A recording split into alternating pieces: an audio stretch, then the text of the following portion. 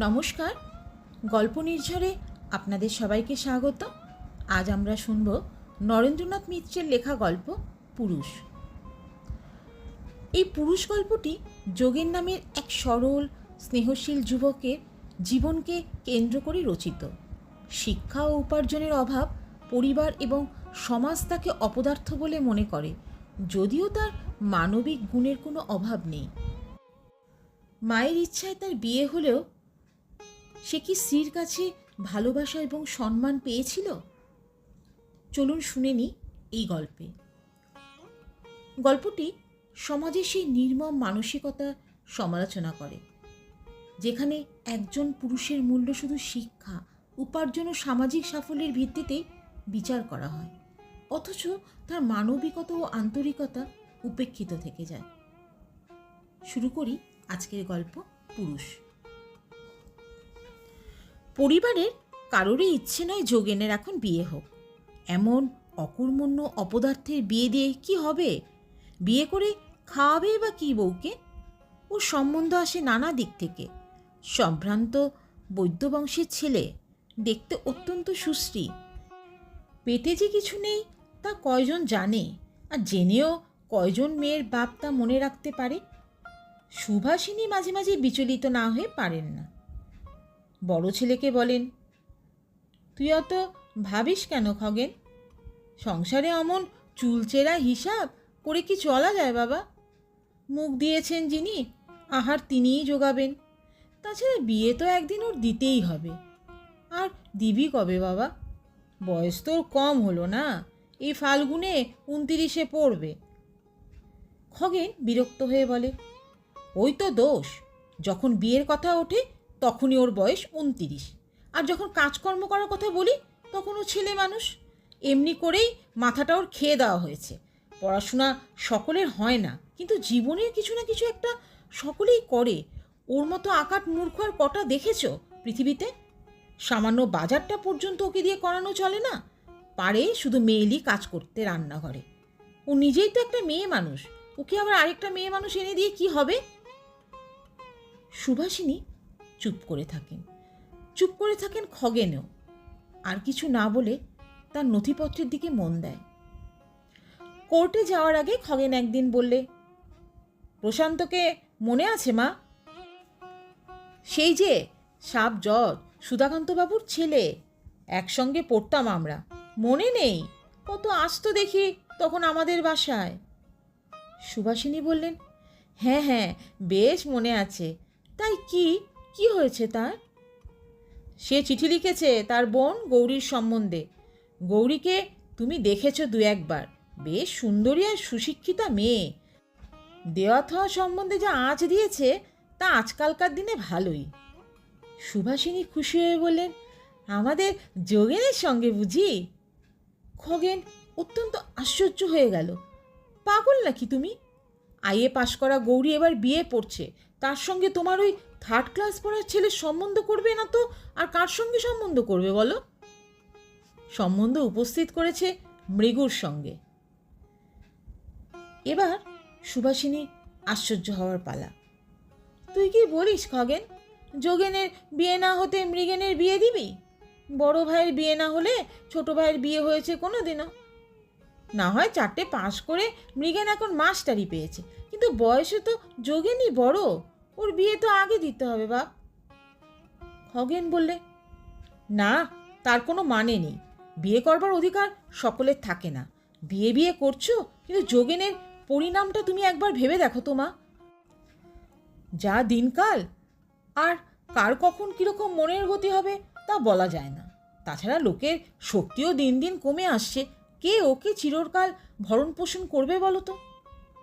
সুভাষিনী বললেন, সংসারে সবাই সমান হয় না খগেন। তোরা 2 ভাই যখন মানুষ হয়েছিস তখন ওর আর ভাবনা কি? খগেন হেসে বলল, না, ওর আর ভাবনা কি? কিন্তু এ ধরনের বিয়ে আগেও হয়েছে, এখনো হয়। বড় ভাই যদি অসমর্থ হয়, অশক্ত হয়, কি তার যদি বিয়েতে ইচ্ছে না থাকে, তাহলে বড় ভাইও অনুমতি দিলেই ছোট ভাই বিয়ে করতে পারে। এ বিধান তোমাদের শাস্ত্রেও আছে মা। সুভাষিনী বললেন, সে তোমাদের যা ইচ্ছে করো বাপু, কিন্তু তার আগে আমাকে আমার দাদার কাছে গোরক্ষপুরে পাঠিয়ে দাও। আমি এসব অনাচার সইতে পারবো না। এদের ধরন ধারণ সুভাষিনীর ভালো লাগে না। সংসারে সকলের ক্ষমতা কি সমান হয়? ভগবান 5টা আঙুলকে সমান করে করেছেন। কারো বা একটু বেশি বিদ্যা বুদ্ধি থাকে, কারো বা কম। কেউ বা 2 টাকা বেশি আয় করে, কেউ বা তা পারে না। তাই বলে বয়সের সময় বিয়ে দেওয়া হবে না ছেলের? খাওয়া পড়া সে যার ভাগ্যে আছে তাই হবে। আর খাওয়া পড়াই কি মানুষের সব? শাক ভাত খেয়েও তো লোকে সুখে থাকে। বোকা বলে যোগিনীর বিয়ে হবে না, এ কথা ভাবতেও সুভাষিনীর কষ্ট হয়। ছেলেবেলা থেকেই ওর বিয়ের ভারী শখ। রাঙা বউয়ের প্রলোভন দেখি ওকে ভাত খাওয়াতে হতো, ঘুম পাড়াতে হতো বউয়ের গল্প করে। দিনের মধ্যে 1000বার জিজ্ঞাসা করে বলতো কবে ওর বউ আসবে। হারিকেন দেখলেই সেটা উঁচু করে ধরে বলতো ঝলমল ঝলমল, ওর বউয়ের মুখ ঝলমল ঝলমল করবে। কোনো এক বিয়েতে যেন কাকে হারিকেন দিয়ে বউয়ের মুখ দেখতে রেখেছিল। আরেক দিনের কথা মনে পড়ল, সুভাষিনীর এক দুঃসম্পর্কের মামার বিয়ে। মামার বিয়ের পর বউ নিয়ে নৌকা করে যাচ্ছিলেন তাদের ঘাট দিয়ে। যোগেনকে কোলে নিয়ে সুভাষিনী এলেন ঘাটে। ওরা কিছুতেই নামতে চাইলেন না, কিন্তু ছেলের সে কি কান্না, নতুন বউ নেবেই। নৌকোয় গিয়ে বউয়ের আঁচল ধরে বসে রইল, কিছুতেই ছাড়বে না। মামা শেষে হেসে বললেন, আচ্ছা আচ্ছা, তুই নিস বউ, তোকেই দেব। কিন্তু বউ তো নিবি, গয়নাগাটি দিতে পারবি তো? খাওয়াতে পড়াতে পারবি তো? এ কিন্তু দাদা হাতি পোষা। স্বামী বলতেন, যোগিনী ভালো হবে ছেলেদের মধ্যে। অমন সুন্দর যা চেহারা, তার মনও নিশ্চয়ই সুন্দর হবে। মন তার সুন্দরী, এমন সরল, এমন সাদাসিধে। আর ছেলেদের মধ্যে মায়া মমতা সবচেয়ে ওরই বেশি। সামান্য অসুখ বিসুখ হলে সুভাষিনীর দিন রাত বসে থাকবে তার মাথার কাছে, আর তার সব রকম সাহায্য ওই তো করে। বড় ছেলের বিয়ে দিয়ে তার আর কি সুখ সুবিধে হলো?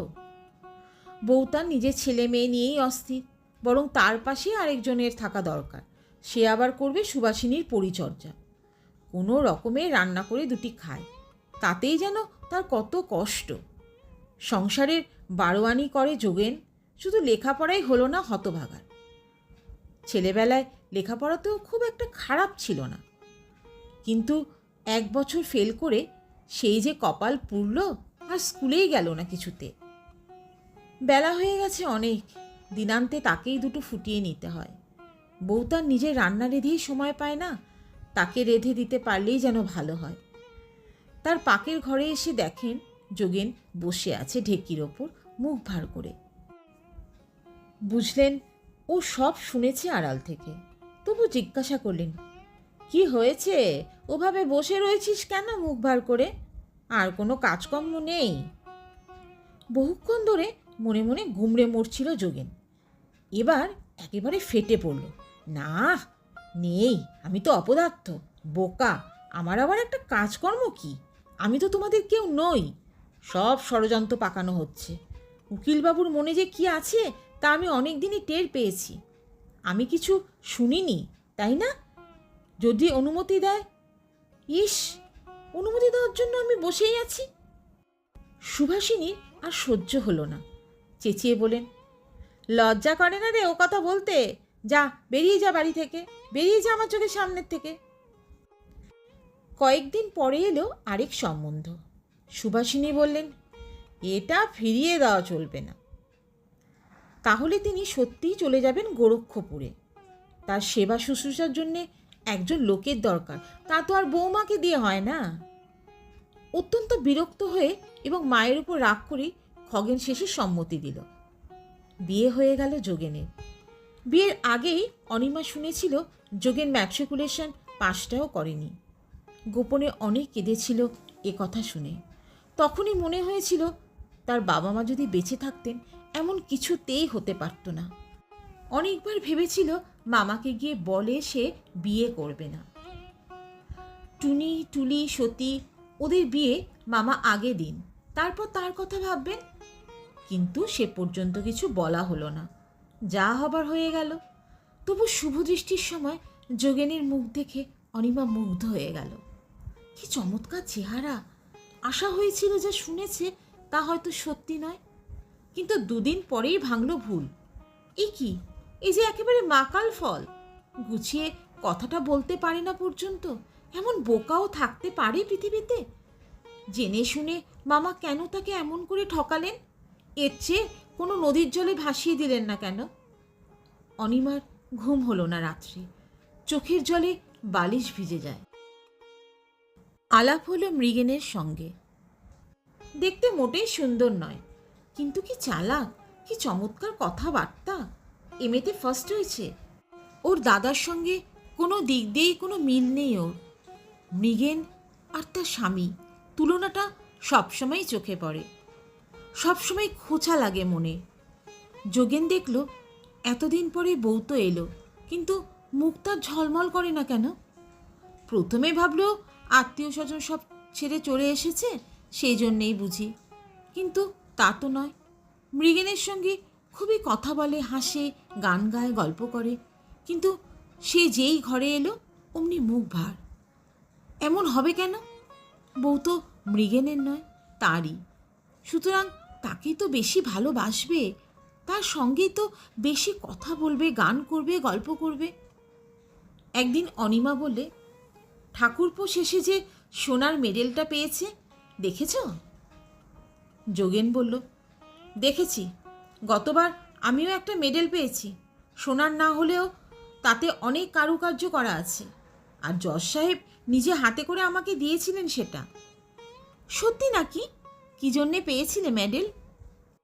বাঁশের শলা দিয়ে একটা বাক্স তৈরি করে দিয়েছিলাম এক্সিবিশনে। এমন বাঁশের কাজ কেউ আর করতে পারেনি, জেলা শুদ্ধ লোক প্রশংসা করেছে জানো। তাই নাকি? আমাদের বাড়িতে একটা চাকর আছে, তার নাম সুবল, সেও খুব ভালো বাঁশের কাজ করতে পারে। যোগেন বলল, ইস, আমার মতো আর পারে না। আচ্ছা, তোমাকে তার চেয়েও একটা ভালো বাক্স তৈরি করে দেবো, তখন বলবে হ্যাঁ এমন বাক্স আর দেখিনি জীবনে। অনিমা বলল, দরকার নেই আমার বাক্সের। যোগেন উত্তর দিল, আগে দেখেই নাও। এরপর যোগেন বাক্স তৈরি করতে আরম্ভ করল। নাওয়া খাওয়ার সময় ঠিক নেই, শলার পর শলা চেয়েই চলেছে। সুভাষিনী বললেন, কি করিস তোর মাথা মুন্ডু, সময় মতো খেয়ে নিবি তো, বইয়ের কষ্ট হয় না, সারাদিন রান্নাঘরেই থাকবে না কি সে?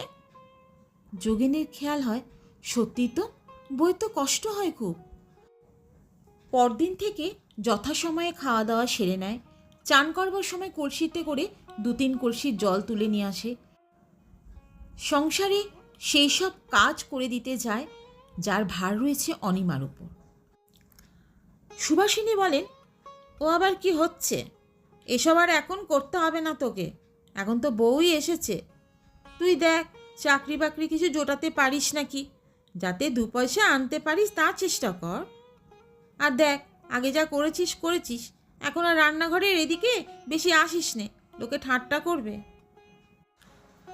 বুঝেছে সে, কিন্তু ভালো লাগে যে দেখতে, এত ভালো লাগে অনিমা যখন সামনে দিয়ে ঘুরে, কাজকর্মর জন্য যখন একটা ব্যস্তভাবে চলাফেরা করে, এমন চমৎকার দেখায় ওকে। কিন্তু কেন এমন মুখ ভার করে থাকে অনিমা? যোগেন কোনো চাকরি করে না বলে? চাকরি তো করবেই, বিদেশ গেলেই তো চাকরি করতে পারে, কিন্তু যেতে ইচ্ছে করে না যে ওকে ছেড়ে। সে কি ও বোঝে না? সুভাষিনীও লক্ষ্য করেছেন অনিমার মুখ, কারণও কিছু কিছু বুঝেছেন। তাই ফাঁক পেলেই বইয়ের কাছে প্রশংসা করেন যোগেনের। তার 3 ছেলের মধ্যে এইটি যে সবচেয়ে ভালো, এটা তিনি প্রমাণ করবেনই অনিমার কাছে। ছেলেবেলায় যত কীর্তি কাহিনী ছিল যোগেনের, সময় পেলে তার গল্প করেন। কে কোনোদিন যোগেনকে কি বলে প্রশংসা করেছিল তার কোনোটি শুনতে অনিমার আর বাকি নেই। এসব কথা উঠলেই অনিমা কাজের ছল করে সেখান থেকে উঠে যায়। অত্যন্ত অসহ্য লাগে এসব। পৃথিবী শুধু লোক ষড়যন্ত্র করে তাকে ঠকিয়েছে, অচল চালিয়েছে তার কপালে, কিন্তু সে তো চুপ করেই আছে, সে তো সবই সহ্য করে যাচ্ছে। তবু কেন আবার এই মিথ্যা ধাপ্পাবাজি। যোগেনের বাক্স প্রায় শেষ হয়ে এসেছে। মৃগেন এলো বাড়ি গরমের ছুটিতে। টুকটাক উপহার নিয়ে এসেছে অনিমার জন্য।